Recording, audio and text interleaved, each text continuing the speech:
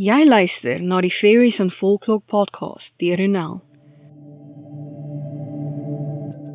Ek is donker fantasieskrywer Ronel Janse van Vieren, met meer as 'n dekade van rondsniffel in stowwerige volkskindeboeke, om wesens van verbeelding wat my nuuskierigheid aangewakker het na te vors, is ek hier om die volkskunde in 'n neutedop te deel, en hoe ek dit herverbeel het vir my skryfwerk in 'n oorsprong van die vee. Hierdie is die Fairies and Folklore podcast. Hi, ek is jou gasvrou Ronel Janse van Vieren. Noem my sommer net Ronel. In vandag se episode gaan ons voort met ons verkenning van die veeryk. Hierdie episode is geborg deur my boek Eens, Verhale, Mythes en Legendes van Fairy, beskikbaar in meeste formate. Leer meer oor hoe Fairy se geheime onthul word deur te gaan na ronelthemythmaker.com/my-books.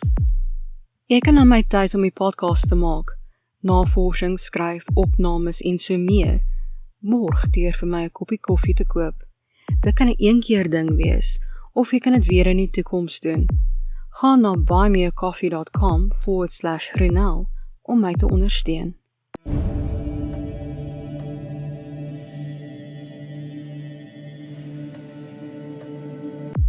Ons gaan voort met ons verkenning van die sterkste spelers van Fairy. Vandag se veekoningin, volkskunde in 'n neutedop deur Ronel. Die veekoningin was nog altyd hierdie kragtige, ander wêreldse skoonheid bedek met misterie en fluisteringe. Daar kan nie baie oor haar in volkskunde gevind word nie, maar wat duidelik is dat sy baie name het en reg oor die wêreld gevind kan word. In Ierse volkskunde is Awiel die koningin van die vee. Haar naam beteken skoonheid of brandende vuur, afhangend van hoe oud jy dink haar naam is. Sy is 'n gunsteling in Ierse letterkunde. Mab is die veekoningin in Engelse volkskunde en maak haar verskyning in 16de en 17de eeuse literatuur. Titania is ook die veekoningin in Engelse volkskunde, danksy Shakespeare's A Midsummer Night's Dream. Daar is ander genoemde veekoninginne, maar die meeste kan ek nie eens begryp hoe om uit te spreek nie, en ek durf dit nie deur mekaar maak nie, aangesien veekoninginne die mees wisselvallig is, waar dit kom by hoflike maniere en respek vir daardie uiters belangrike naam, want daar krag is in 'n naam. Daar word byna altyd gesê dat Fairy deur 'n koningin regeer word. Alhoewel daar baie genoemde veekonings is, regeer hulle net oor klein koninkryke, nie die hele Fairy nie. Alhoewel veekoninginne altyd pragtig, kragtig en onaanskeidelik genadig is hulle steeds vee en het hulle steeds die geneigtheid tot wreedheid, en daarom moet hul wispelturige aard nooit vergeet word nie, selfs al lyk dit of Fairy girl power bevoordeel. En nou, vir my interpretasie van die vee, in 'n oorsprong van die vee, die veekoningin. Formele naam, koningin Andromeda, word gebruik om verdra, vloeke ensovoorts. Daar is krag in 'n naam.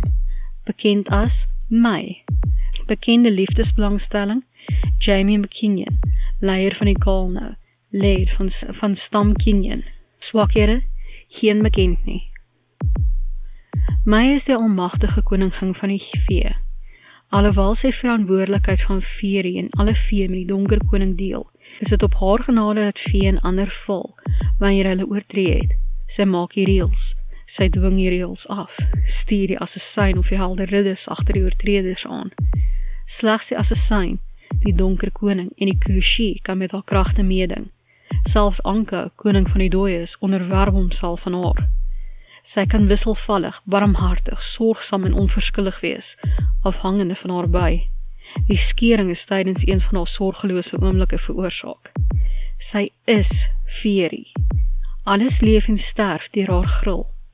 Alles kom tot stand of verdwyn op haar bevel. Na die skering wat Fairy verdeel het sy nie meer so 'n mag oor die donker lande wat aan die donker hof en die donker koning behoort nie. Maar as sy besluit om in die sterflike ryk in te meng, is dit selde 'n gril. Sy het iets in haar waterval voorsien wat die oog van tyd is, en dit is heel waarskynlik deur een van haar sieners of selfs die skikkoördinis bevestig. May is 'n kragtige, onafhanklike vrou in beheer van 'n hele ras wesens. Dit is haar taak om seker te maak dat vrede tussen mens en vee heers. om seker te maak dat die donker koning nie meer skade aanrig as wat hy reeds gedoen het deur die skering en die labirint te skep nie, en dat almal die onverwagte oorleef. As 'n klein bonusie, kom ons kyk na die vertaling van Feekoningin na Engels. Fairy Queen. Ek hoop dat jy hierdie episode van die Fairies and Folklore podcast geniet het en dat jy iets nuuts oor die vee geleer het.